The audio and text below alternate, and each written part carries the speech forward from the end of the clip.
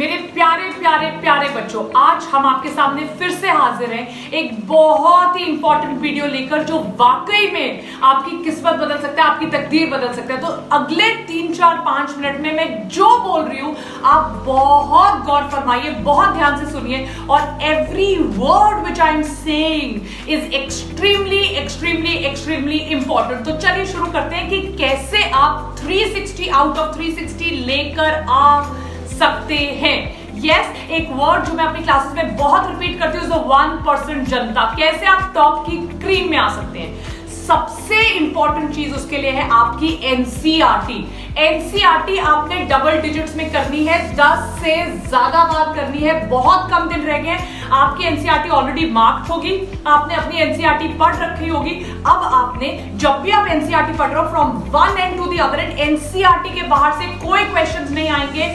जो 7 या 8 question NCERT के बाहर से आएंगे वो कहां से आएंगे मैं अभी बताने वाली हूं, तो बस आराम से सुनो। सबसे पहला है एनसीईआरटी।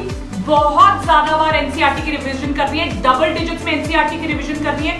सारे समरीज जो दिए हुए चैप्टर के एंड में, शुरू में जो साइंटिस्ट के नाम दिए हुए हैं, सारे डायग्राम, सारे चार्ट्स, एक एक डायग्राम का explanation in detail. Direct questions will come from NCERT, from the explanations, from the diagrams, from the summary, from the charts. उसके बाद जब आपने एनसीईआरटी इतनी बार कर ली ना, तो आपका बहुत स्ट्रॉन्ग बेस बन गया। आपका बेस बना हुआ है स्ट्रॉन्ग क्योंकि आप एनसीईआरटी करके बैठे हुए हो।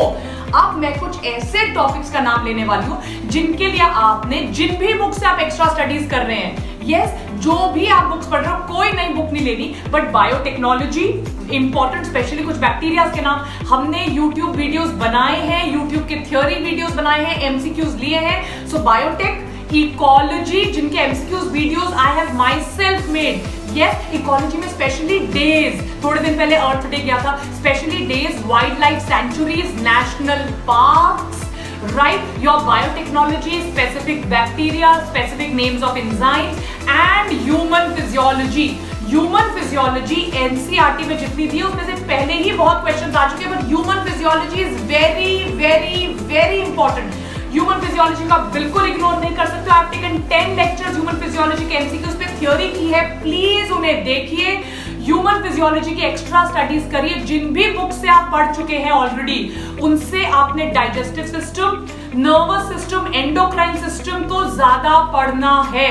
And one last and very important topic is hereditary and variation. Hereditary and variation से कई बार बहुत अजीब और गरीब से क्रॉस वाले क्वेश्चन आ जाएंगे, ट्राई हाइब्रिड क्रॉस पूछेंगे, supplementary genes, complementary genes, yes, epistasis, hypostatic ratio पूछेंगे। सारी रेशोज याद करके जाइए।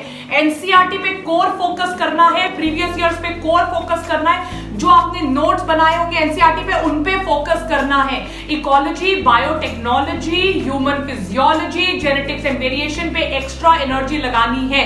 कल की क्लास में मैं आपको 2 टॉपिक्स मेजर माइनर में सब कुछ सेग्रीगेट करके बता दूंगी। आज आपने एनसीईआरटी पे फोकस करना है। डन? तो चलिए कोशिश करते हैं 360 by 360 लाने की। कल मैं फिर मिलूंगी और कुछ टिप्स से। बाय।